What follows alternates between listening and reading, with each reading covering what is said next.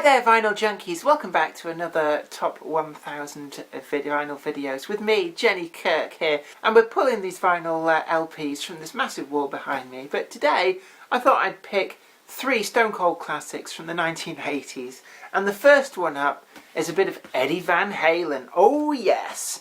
We've got Van Halen here with 1984.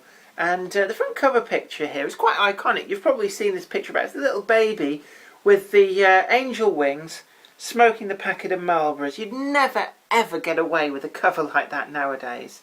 But a bit like the Enigma album that we had a few videos back now, MCMXXIV.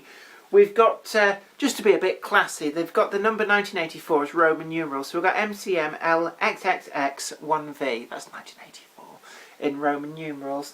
But it's got Jump, Panama, Drop Dead Legs, Hot for Teacher. This is a quality Van Halen album. Now, strangely enough, and probably by design, but we look at the front cover there, and then we spin the album over, and they're all upside down. The back cover is upside down. They've got their 80s style. The members of the group there looking all poodle permed.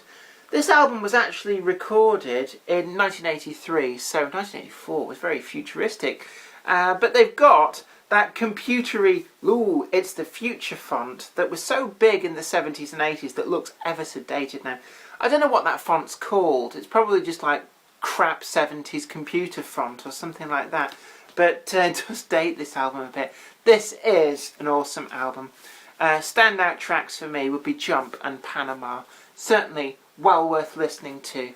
The next album I picked is probably going to be a bit of a surprise for some people, but this is Neneh, and this is Raw Like Sushi.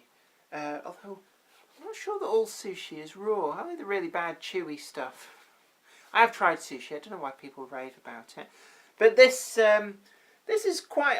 Some of the tracks on this you'd recognise if played, but to have the album is quite unusual. Certainly, it's an album I've not really seen about very much, and we've got our 80s style Neneh there, and you know we've got the bling-a-ding-ding, and on this album we've got tracks like Buffalo Stance was one of the big hits, Man-Child, again big hit. I'm not so sure about a lot of the other tracks. I find it quite an enjoyable album to listen to, but I think it does suffer from what a lot of albums from the period did, which is you know, a couple of good singles and fill out the rest.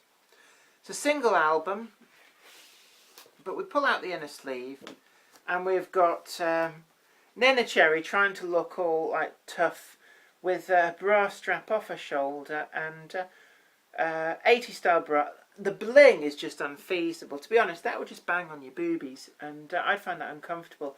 And those dollar sign earrings as well, they'd stretch your earlobes. So, I don't know, I think it was just really the fashion back then. But we've also got full credits for all the tracks and that 80s style cartoony pictures all over it. It's 1989, so Raw Like Sushi just fits into the 1980s. Personally, I find it a great album, and Neneh, she's still around. I think she's got dual British and American citizenship. So you get the nice crossover from the London scene of the day, but also the New York scene. And I think in many ways that contributes to this sort of fresh take to a lot of the sort of American style pop music that was around at the time, bringing to it a sort of British perspective, which I think worked really well. Final album I've picked from the 1980s here, I've picked Talk Talk and It's My Life. Now Talk Talk, they're a group that they're not really around anymore. They had a run of several really big albums, some big singles, and certainly It's My Life by Talk Talk has been covered by a few other artists, so I do still prefer the original. And they were kind of the epitome of 80s group, people like Flock of Seagulls, Talk Talk, Deacon Blue, that sort of thing, but that same sort of ilk. But I really do love this album. The cover artwork is something special to itself. We've got this sort of like jigsaw puzzle type theme, and it's all done as a painting, and I do like that kind of attention to detail. I suspect it possibly is, I don't know whether it tells you or not, but it may be that if that wasn't done for the album, it could be a famous painting Certainly it's one I've not come across. But on the back, it's a very bare and Spartan back cover, but we've got a full track listing here. It's My Life, the big single, still gets played on the radio a lot, but Dum Dum Girl is one which I really do like as well. And also It's You, a couple of my favourites on there. Single disc album, again, well, the inner sleeve, certainly on that side, is pretty much what you got on the back cover. And then we turn it over, and we've got the artsy 80s style band photography, and really there's not a lot else. It's a very minimalist cover on that, but it's certainly a good album nonetheless. Don't forget to leave a comment down below. You can also suggest albums if you want, which we've not already done. Do look back through the videos first, because you look a bit stupid if you suggest an album that we've already done.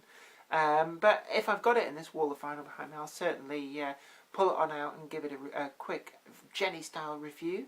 Anyway, don't forget to like this video and share it too. And this is me, Jenny Kirk, saying to all you vinyl junkies out there, keep those discs spinning and take care of yourself. Until next time, bye for now.